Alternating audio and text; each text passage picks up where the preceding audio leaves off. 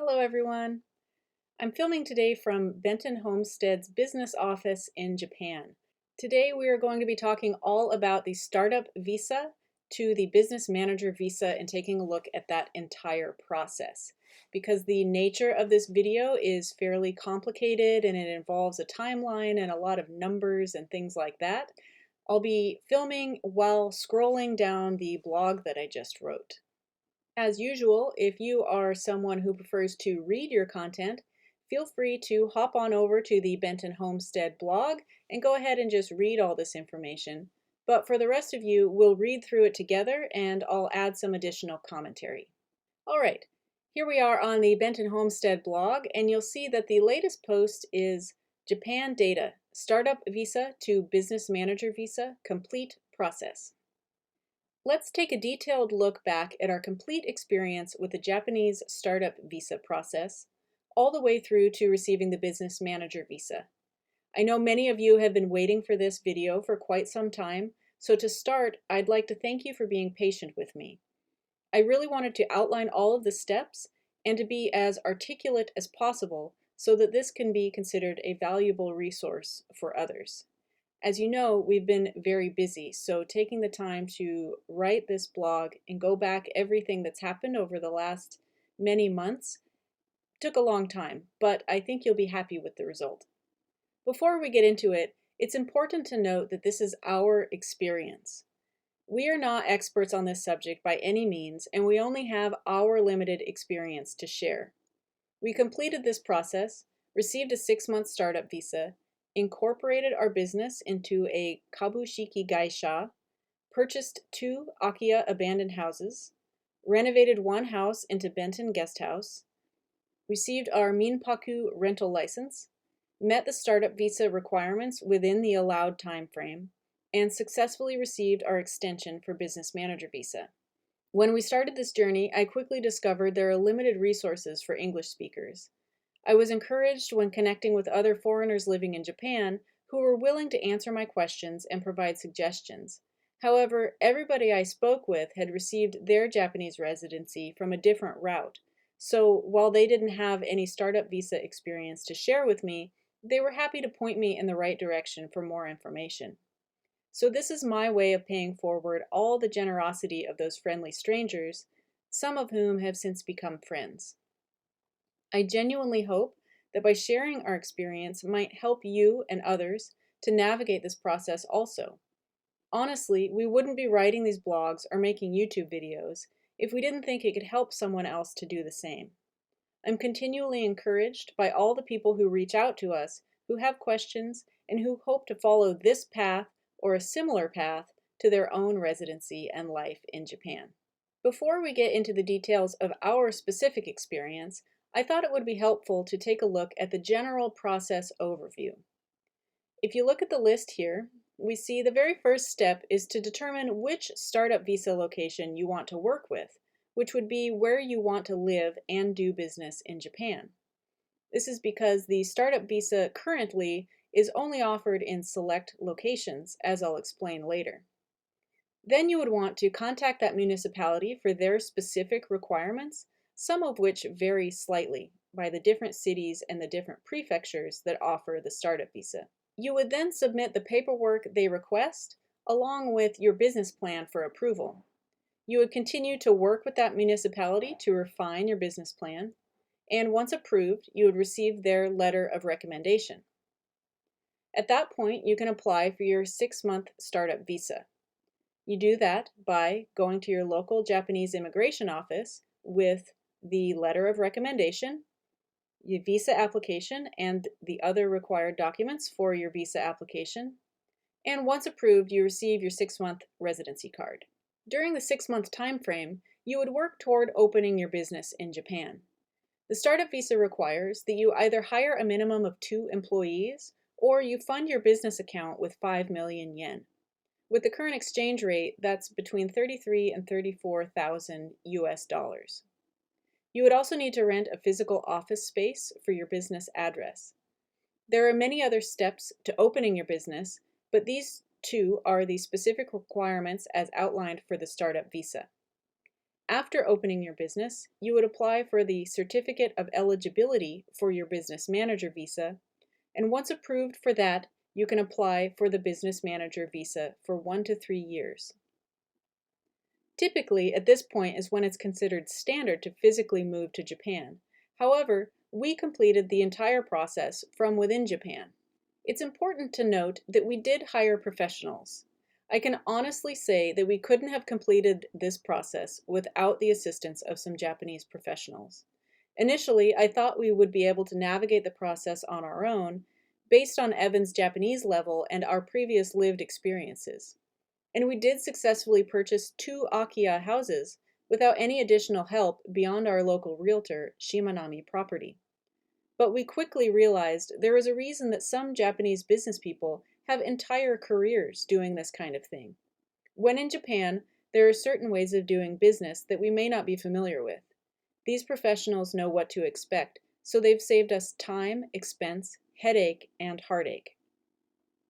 To ensure the success of our visa applications, business plan, and continued business success, we're working with an immigration lawyer, a local business consultant, a local accountant, and additional judicial scriveners, which are like junior lawyers, as needed for their expertise, such as the Minpaku rental license and contracts for the use of farmland.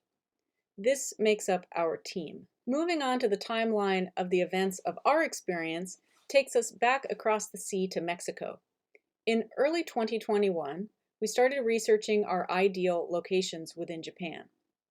When we started this process, the Japanese borders were closed to anyone who wasn't a citizen or visa holder. So we were initially trying to obtain a startup visa prior to our arrival. We did all of our location research online during our time as full-time traveling house sitters in Mexico. The first important factor to consider is this program is not currently offered nationwide. The startup visa is available in a few select cities and prefectures based on what Japan considers to be special economic zones that would benefit from foreign investment. We cross-referenced that list of areas with our ideal climate and tourism requirements, as well as a few other things we would like to live. For us, that narrowed it down to only 2 areas in Japan.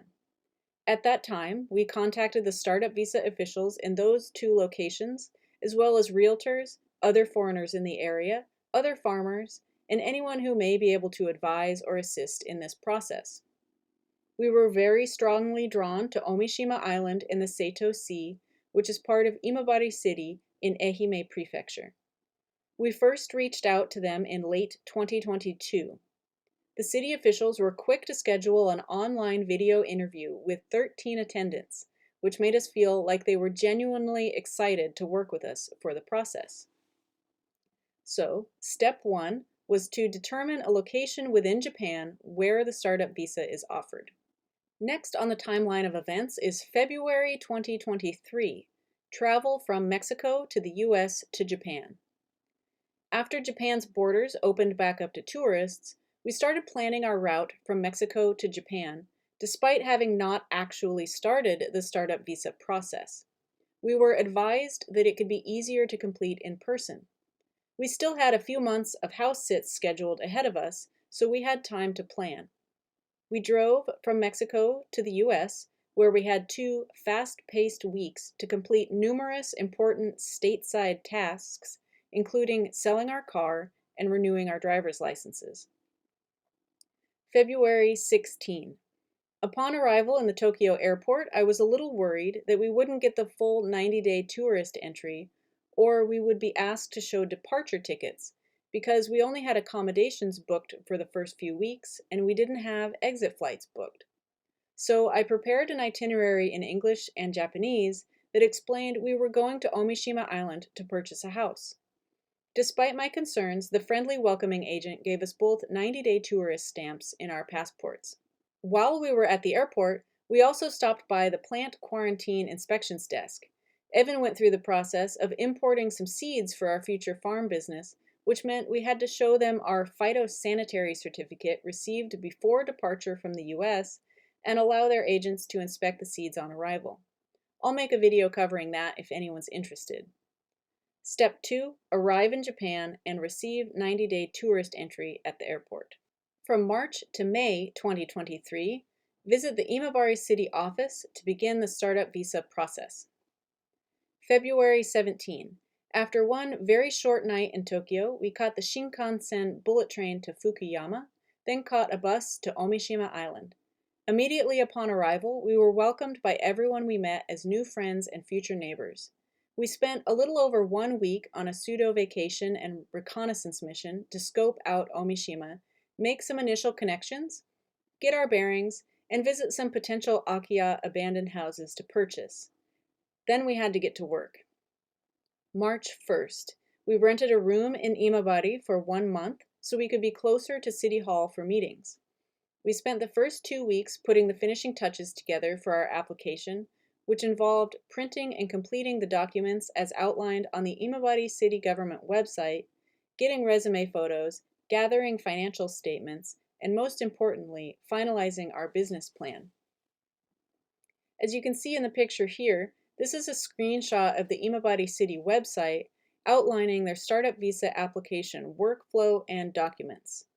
I've automatically translated the page to English before taking this screenshot, which is available in some web browsers, but as you can see, images and graphics on the internet, of course, do not automatically translate, so those would have to be translated either by someone who can read and speak Japanese, or you could also take a picture of it with your phone and use the automatic translate from photo feature. The graphic at the top there explains the step-by-step part of their process. It says their target audience is foreigners who want to start a new business in Imabari City. As a general rule, foreigners who are already residing in Japan under another status of residence cannot use this service. And the bottom section is a list of their required documents, which you can just download directly from their website, as well as implementation guidelines and a Q&A PDF.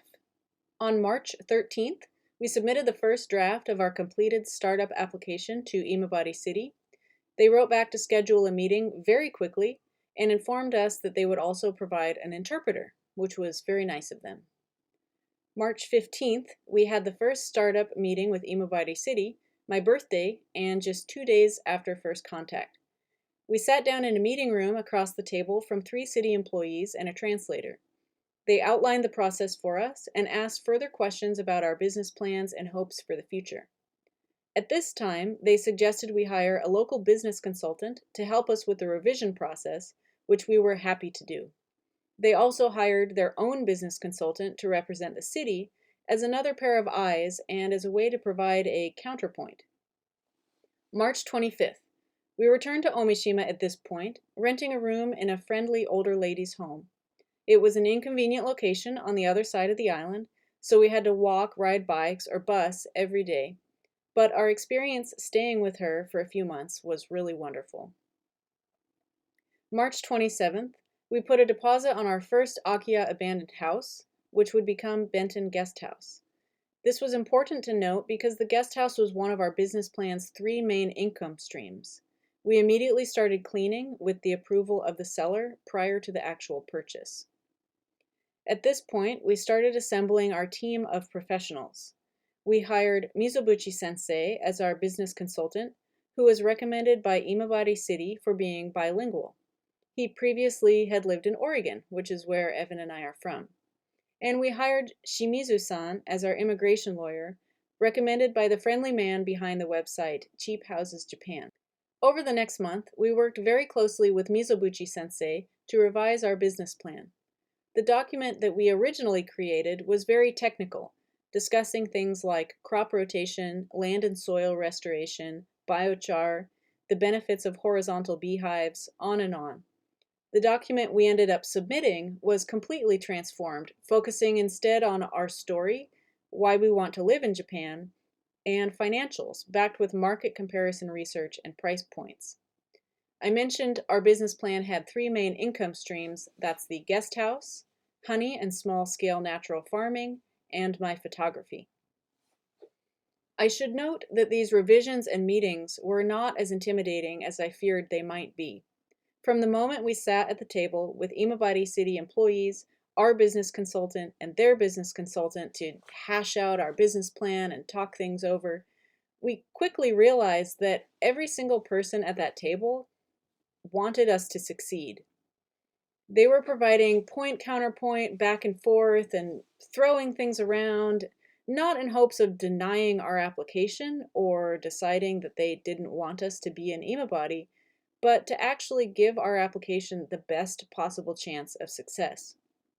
Literally everyone there was rooting for us, and honestly, it was one of the biggest realization moments that we could actually do this. April 24th, our final revision was submitted to Imabari City. Now, a bit of a complication is that April 29th to May 7th was Golden Week in Japan. This is an extended national holiday where many businesses and government offices are closed. It added some difficulty with the timing because our first 90-day tourist entries were coming to an end very soon. We tried very hard to submit and receive an approval prior to Golden Week, but as the time drew closer, we determined we would need to create a plan to exit and re-enter Japan for a second 90-day tourist entry, which I'll talk about here in just a sec.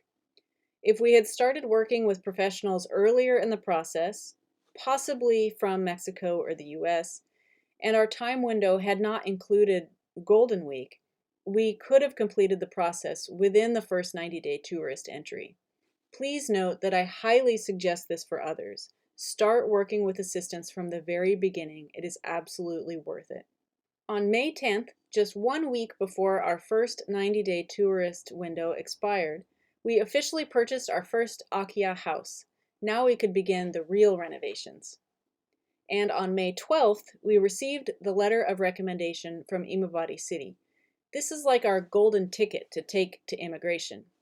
So, step 3 complete, receive a letter of recommendation from Imabari City. And it's important to note that the municipality does not actually give you a visa. So even though it's called the Imabari City Startup Visa Program, it's just their letter of recommendation, and the visas are actually handled by National Immigration, which is the next step. From May to June 2023, we had a side quest to Korea, re-enter Japan, and apply for our 6-month startup visa. While we were in the middle of intense planning, intense renovations, and stressing out about everything we needed to accomplish, our tourist entry was soon expiring. We decided the best option for cost and efficiency would be to take the ferry from Fukuoka, Japan, to Busan, South Korea. It was a really fun, easy experience, and I highly recommend it. May 17th, we departed Japan on the Queen Beetle high-speed ferry to South Korea. It was a great week to try to relax while enjoying street food and a whole new culture for Evan's birthday. 1 week later, on May 24th, we returned to Japan via the Queen Beetle Sea entry, which was much better than any airport experience I've ever had. The entry process was quick and easy. Again, I was a little anxious that we would look suspicious having only left Japan for 1 week. We told the entry agent that we had just purchased a house on Ōmishima, and all the gate agents cheerfully gave us congratulations. Again, we both received 90-day tourist stamps in our passports. It's important to note that Japan only allows 2 90-day entries per year, so this would be our final entry on tourist status. Shortly after returning to Japan, on June 7th, we got electricity and water turned on at our Akiya house.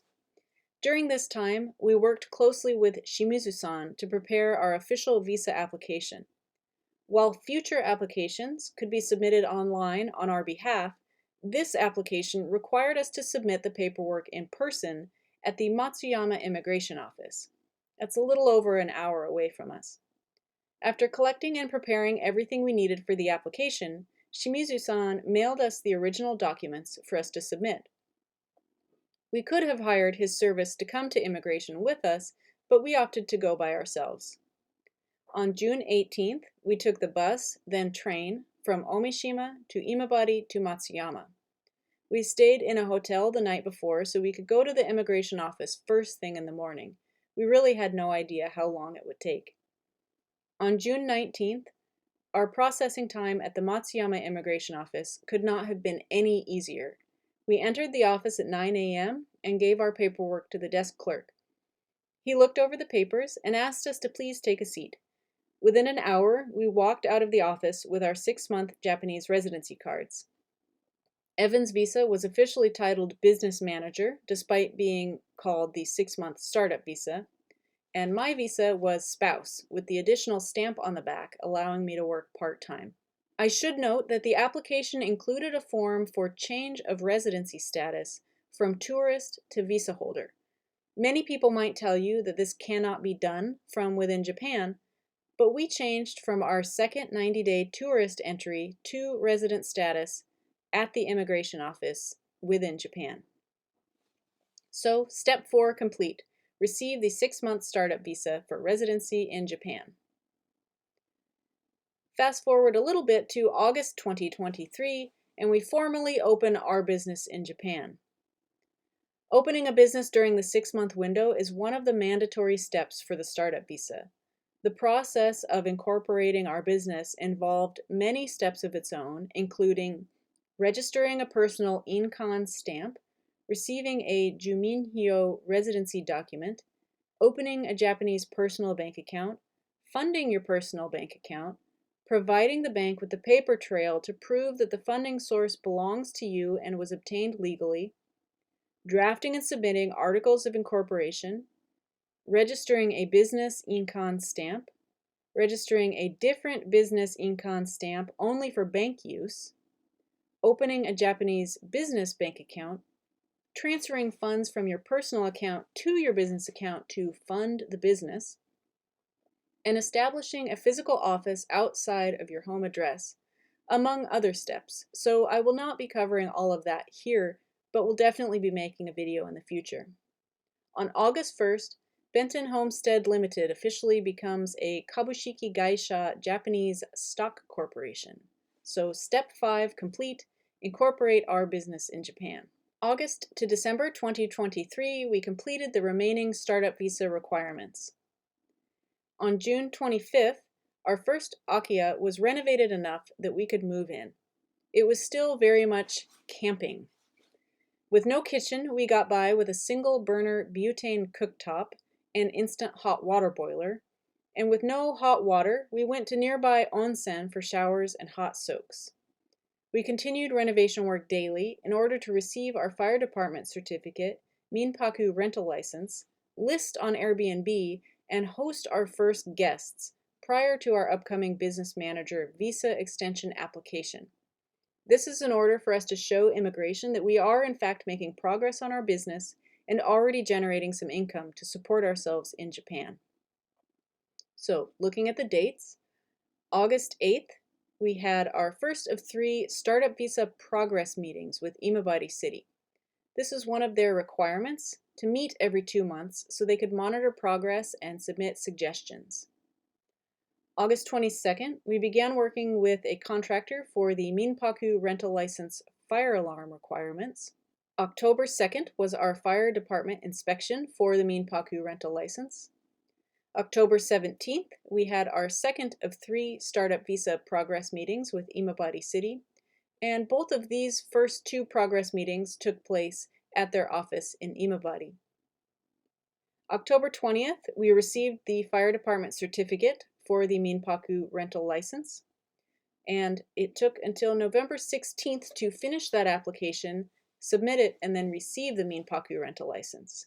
So November 20th was the day Benton Guesthouse opened for business, and November 24th we hosted our first guests. They actually booked within 6 hours of our listing going up on Airbnb, which was super encouraging. And December 8th was the third of 3 startup visa progress meetings with Imabari City. We were happy to host the third and final meeting at our very own guest house. Everyone who had been involved in the process until that point traveled to Ōmishima for a meeting, followed by lunch featuring Evan's home-cooked Inoshishi wild boar chili verde. Step 6, complete the startup visa requirements. Moving to December 2023, as our 6-month startup visa timeframe is coming to a close, we apply for the business manager visa. During all of this, we were working very, very closely with Shimizu-san for our upcoming visa extension application and business manager visa requirement compliance. This included many things such as the certificate of eligibility, various documents to provide evidence of all of our progress, copies of bank statements, photos of the physical business office location, which I am sitting in, updated ID photos, contract for leasing farmland, copies of our articles in the Ehime Shimbun newspaper, and online interviews.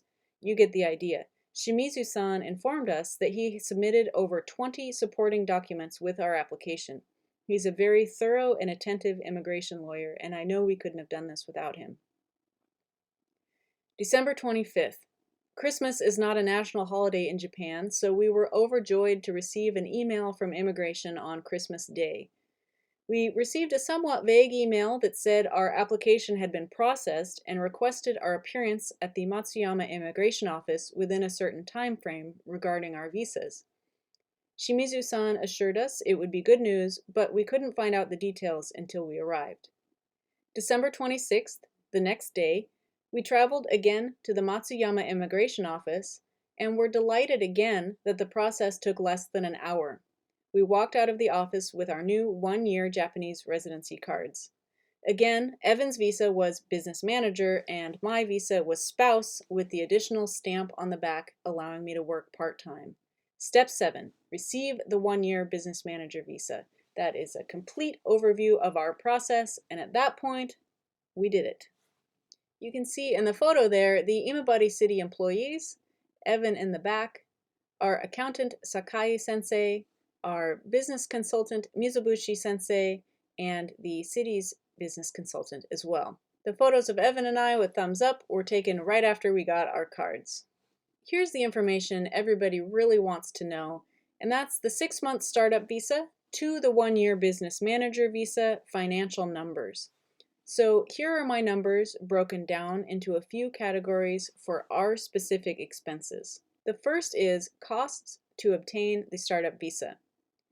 It costs $80 or $20 each 2 times for a total of 4 Japan tourist entry stamps. We spent $1,150 on the immigration lawyer's fee for the startup and spouse visa applications together. We spent $1,015 for the business consultant's fee for the startup meeting assistance and business application revisions. It cost $2 to get the startup letter of recommendation from Imabari City. And it cost $54 or $26 each for the Japan change of status from tourist to resident at the immigration office. Next are the costs associated to change from the startup visa to the business manager visa. We spent $3,600 on various professional expenses for the business incorporation. We spent $1,400 on various professional expenses for monthly progress and support. We spent $2,050 for the immigration lawyer's fee for the business manager visa and spouse visa extension application. And again, we spent $54 or $26 each for Japan's change of status extension at the immigration office. Because the guest house is an important part of our business, I'm also including costs for the Minpaku rental license. We spent $2,975 for the contractor to get the guest house to meet fire department compliance. That includes installing smoke detectors in every room, the light-up signs on the second floor, and glow-in-the-dark stickers on the first floor, as well as fire extinguishers, that sort of thing. And we spent $2,095 for a judicial scrivener to go through the Minpaku license application process for us. It was fairly complicated, and we were very glad to have her assistance. Now, of course, those costs are the big items relating to the visa requirements specifically. There are also additional continuing monthly expenses now that we are a functioning business, including paying the professionals for our team progress meetings, an accountant, taxes, residency costs, and Evan's salary. These numbers do not include cost of travel to and from Japan, accommodations, copying and printing countless documents, notarizing and shipping documents, costs of transferring funds online, travel, parking, lodging to and from meetings, purchasing 2 Akiya houses, renovations, furnishing the guest house, utility expenses, purchasing a K-truck, or the cost of our time. We were fortunate to start this adventure with a decent nest egg from selling our house in 2021, and despite doing everything as frugally as possible, we've put almost all of it towards achieving this goal. So we have all of our faith that we've set ourselves up well enough for success. I've included a few other things here that are specific for Americans living outside the US that I personally recommend based on my experience. The first didn't cost any money, but it actually saved us a lot of money in the long term by opening 2 new bank accounts which don't have international fees.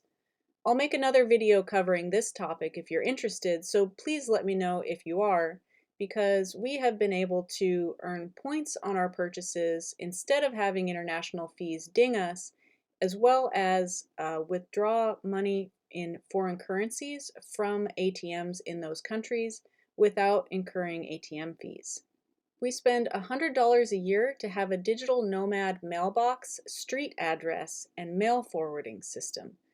This is a really convenient setup for us because it gives us an actual street address for us to use in America if we need things mailed to a street address and they won't mail to a P.O. box.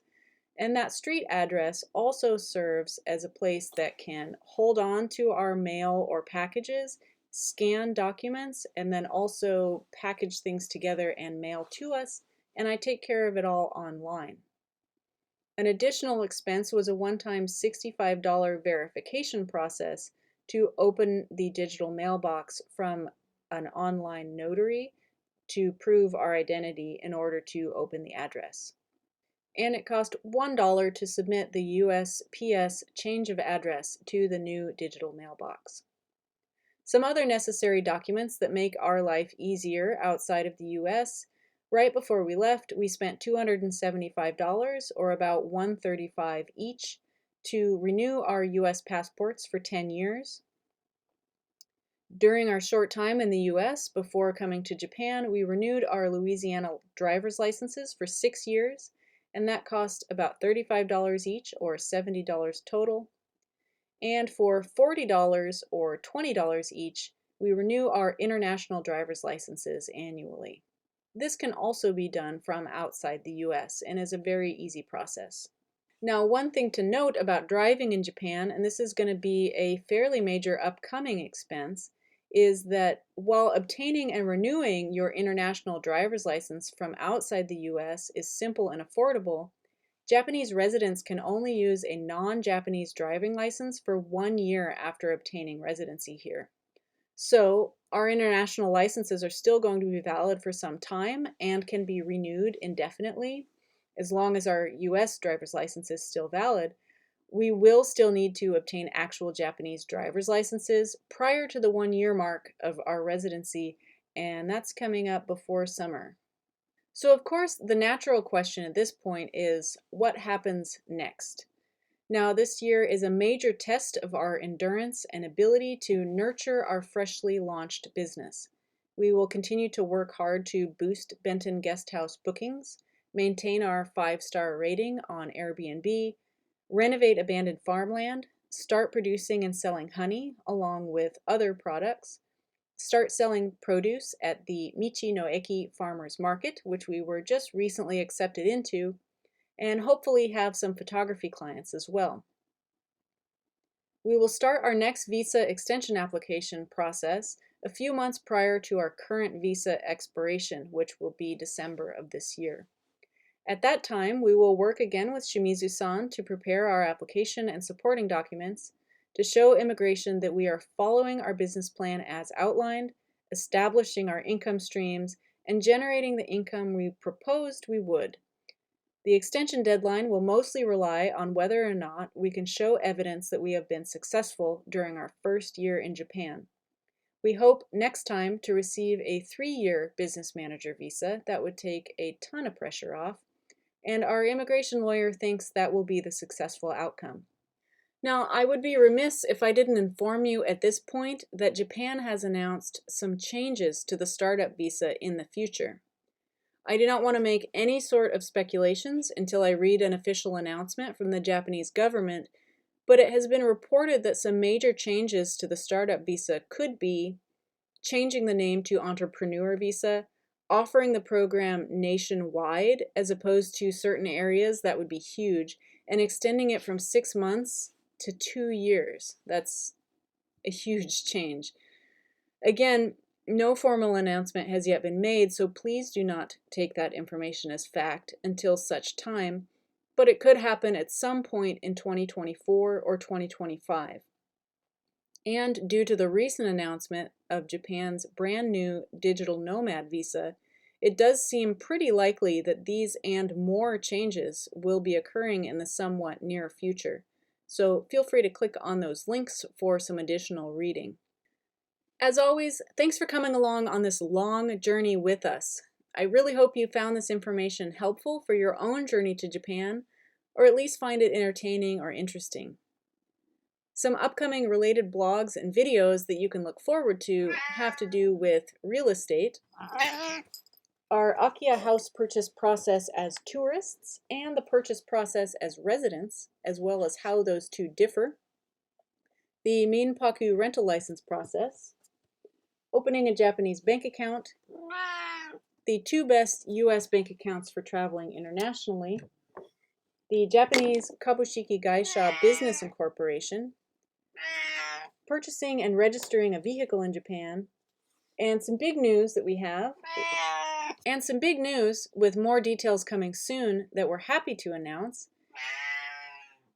is that we're subcontracting with Shimanami Property to offer Akiya assistance to his English-speaking foreign buyers. And some big news that we're happy to announce is that we'll be subcontracting with Shimanami Property to offer Akiya assistance to English-speaking foreign buyers. So to wrap it up, feel free to check out Benton Guesthouse on Airbnb and Google Maps, where you can see our listing and read our 5-star reviews. And our Benton Homestead YouTube channel is currently at 83% of our goal to reach 1,000 subscribers, at which point we'll be able to start earning a small amount of income from the videos that we make. Each time you like, comment, subscribe, and share our videos, you're helping us reach that goal. All right, everybody. Thanks again, and we'll see you next time. No, that's too much. That's too much. With Shimanami